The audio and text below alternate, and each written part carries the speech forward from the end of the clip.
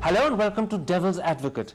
Has the Chief Minister of Tamil Nadu blundered in his political response to the Ram Setu controversy, or has he been misunderstood and misrepresented by the press? That's the essential issue I should raise today in an interview with his daughter, the DMK MP, Kanimozhi. Ms. Kanimozhi, let's start with your father's comments about Lord Ram. Who is this Ram? In which engineering college did he study and become a civil engineer? When did he build this so-called bridge? Can you accept that to hundreds of millions who worship Ram as God, both the tone and the content is deeply offensive? See, you will have to actually put it in the right perspective and look at the whole issue. He was not trying to insult anybody or hurt anybody's religious beliefs. In Tamil Nadu, we come from a culture which questions, which is open to criticism, be it religion or anything for that matter. So, I mean, actually I like to quote a poem which I was reading recently by a poet called Kalamega Pulavar, and he belonged to the 17th century. And he was a poet during the Nayaka rule. So he talks about Shiva, who is actually a healer in a particular temple. It's a Marandishwara temple. So he asks, you haven't been able to cure yourself. You stand in one leg. Your son Ganesha has got such a big stomach, and Vishnu, who is supposed to be your brother-in-law, is in water all the time. How are you going to cure the whole world? Can I put it like this? You say that there's a context in which your father spoke and that he wasn't criticizing. The problem is that 4 days later, your father went one step further. He called Ram a drunkard. To many people, that sounded as if he did not call him a drunkard. He said that Valmiki says the Rama drank. Did he not use the word Kudikaran? No. The Indian Express says he did. He said Valmiki says he drank. So, he's quoting Valmiki. He is not trying to say that Rama drank or anything like that. He is just merely quoting Valmiki. Is the Express report wrong? He just called him a person who drank. Because you know what the Express says, and I'll quote, they say a transcript of his media interaction faxed to newspaper offices later that afternoon suddenly dropped the word Kudikaran. The implication being that he used it, he realized he made a mistake and changed it. I really don't know. I don't know. I haven't seen any report which says that he used that word. 21st September, Indian Express. I didn't see the Express. I saw the other papers and they hadn't carried it. Let me put it like this. In an interview you gave to PTI, you said that your father was misunderstood. You said that he often speaks humorously, he speaks sarcastically. Yes. The problem is, the very next day your father said to the Times of India, what did I say that was wrong?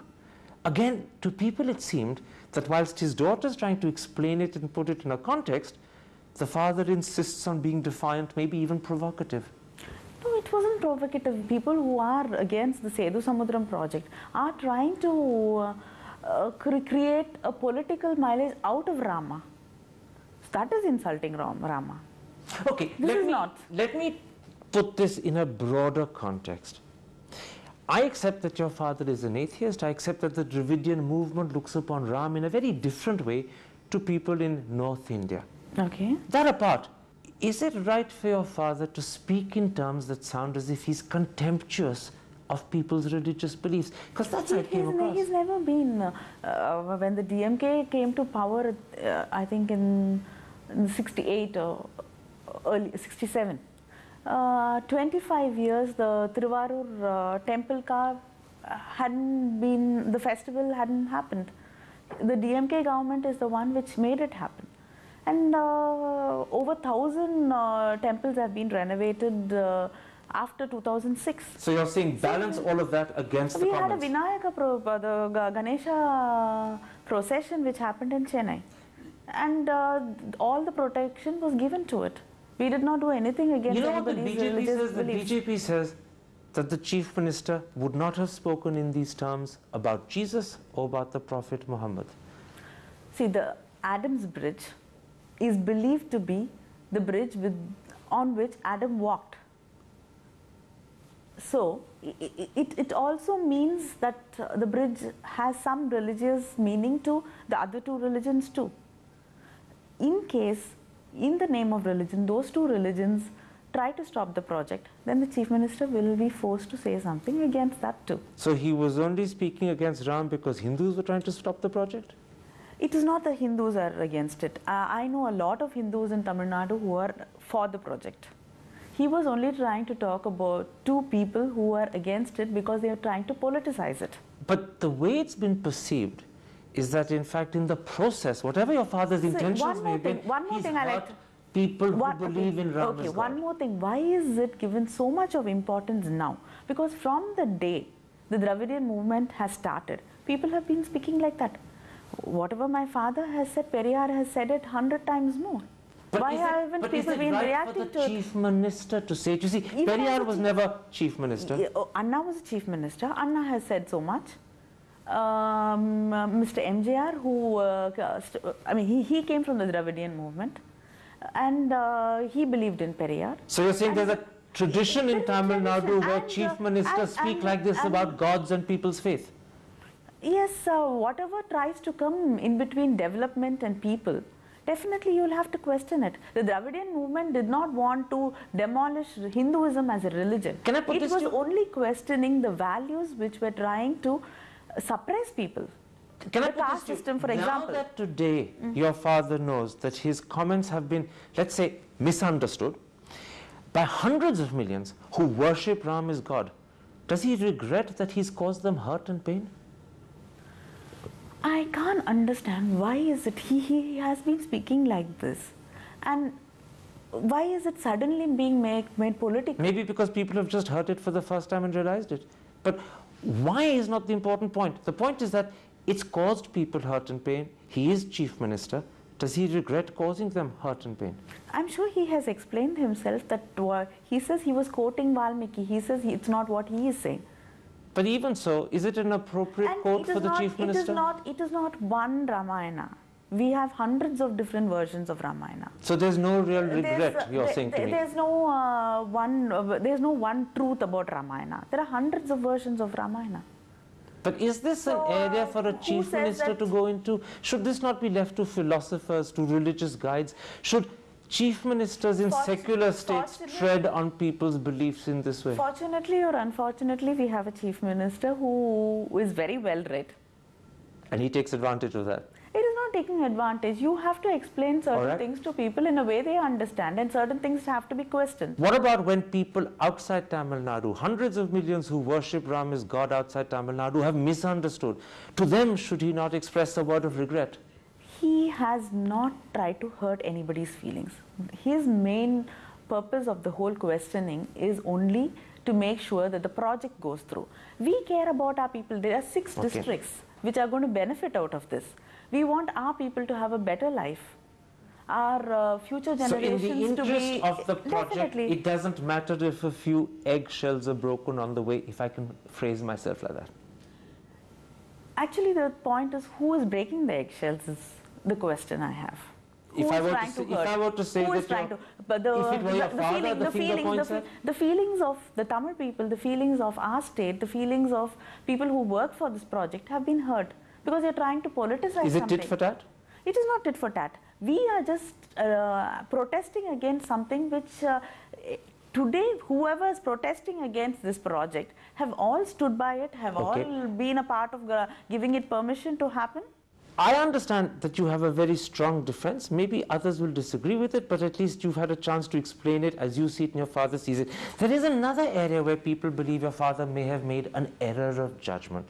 His response to the Supreme Court declaring his proposed Bandh illegal. He said he'd hold a hunger strike instead. Many people believe that actually what he did behind the disguise of a hunger strike is defy the court and go ahead with a Bandh. See, 2 things we have to understand here. The Supreme Court's order was, it was a little too late for schools to say that it's working, or colleges to do the same. And people had already left and the city. Can I quickly interrupt? Yes. When you say it was too late for schools and colleges, why were schools and colleges going to close down? Anyway, it's a Bandh being declared by the DMK. Yes.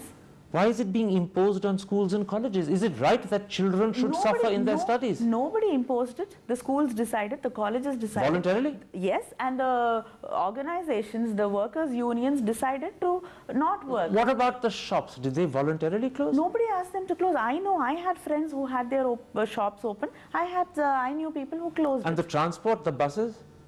If nobody comes to work, I mean, run the buses, what can the government do? Isn't the reason why they didn't come because the government sent out instructions? No. Because they knew that if they worked, they would be punished. Therefore, under fear or threat or under instructions, there was a ban. There were at least more than 1,000 buses which were plying, and the government hasn't taken any action, or people who drove those buses are not suffering because of that.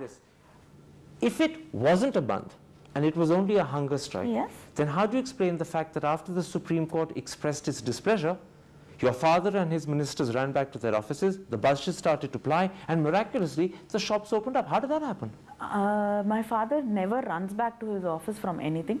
Even on Sundays, he works.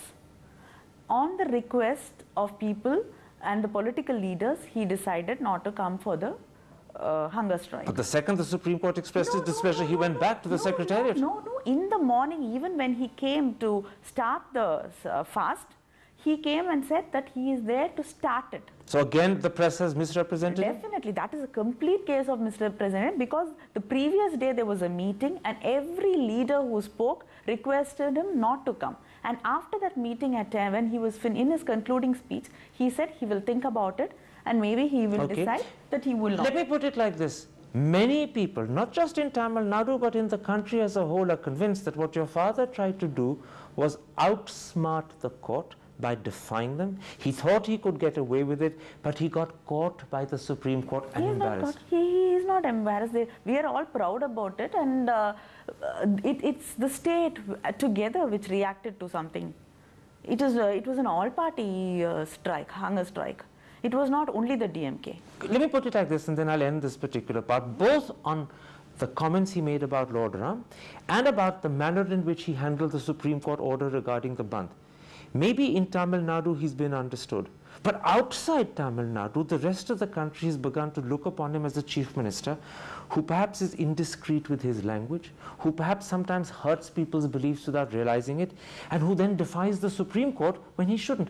Do you think he's been misunderstood outside the country? So why did the Supreme Court react like that? Is it right on the part of a judge to be talking like that? But wasn't the judge provoked by the Bandh and what was perceived as defiance? Definitely. He didn't even ask to find out what was the other side of the story. So the fault lies with the Supreme Court?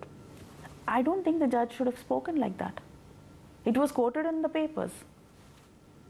That's your final word on the subject? Definitely. I mean, why aren't people questioning that? Okay, let's take a break at that point.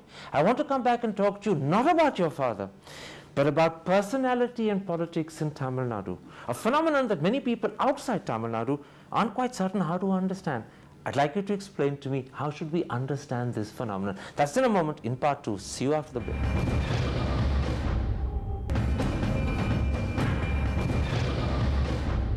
Welcome back to Devil's Advocate and an interview with Chief Minister Karunanidhi's daughter, the DMK MP Kani Mori. Ms. Kani Mori, let's talk to begin with about the rift between the Karunanidhi family and the Marans. What is the state of relationship today between your father and his great nephew, Dayanidhi Maran? We're still related. That's all? Yeah, I suppose so. Is the emotional bond broken? I think time has to say that.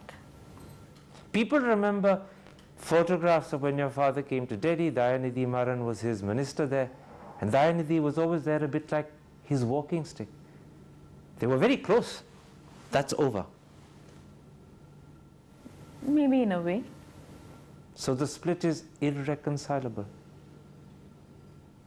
See, I mean, as I just told you, time has to decide that.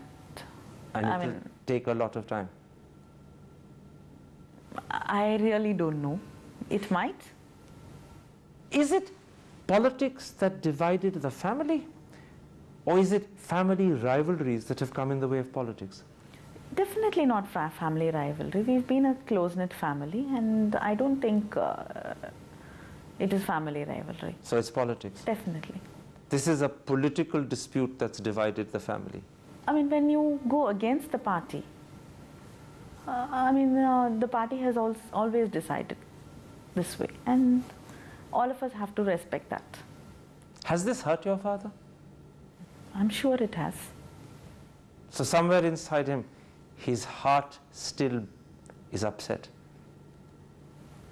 Maybe in a way, but he's seen enough in life, and so many people have hurt him. People who've been closer to him. I think that's life, and he can go on with it. He will. What about you? Your political career began almost at the point at which your cousins ended. You are cousins. Yeah. Does this upset you?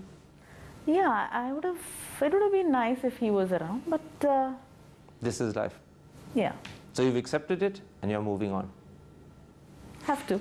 The other big divide in Tamil Nadu is between the DMK and the AIADMK, and the ferocious acrimony between your father and Jayalalitha. Do you think this has gone on for too long? Definitely. You have no doubt about that. No hesitation in saying that. Yeah, I mean, it's unnecessary. Today things have got to the point where the chief minister and the leader of the opposition probably don't even greet each other. Yes, That's a pretty sad situation. it is very sad, and it's a very unhealthy situation. Does your father see it the same way? Definitely, he regrets it. Regrets it? He regrets it, he hates it, because he's not used to this kind of politics. He's been in politics with Rajaji, with Kamaraj, with Mr. MGR, Mr. Moopanar, and it's never been the way it is now. How did it get to this position with Jayalalitha? Was it just a clash of personalities? Was it the intense rivalry? What brought them to a point where they don't even talk to each other? I really don't know, but I suppose, I mean, the DMK and its leader have been able to have a relationship beyond politics with most of the other leaders. And this is the first time it's happening to him. So I don't think I can really blame him for it. The fault lies with Jayalalitha? I said I can't blame him. I'm not blaming anybody else. But you're suggesting, aren't you, that she's a difficult That's what you person. infer. You're not denying the inference. Your eyes are saying yes, even if as a diplomat you can't bring your mouth to say yes.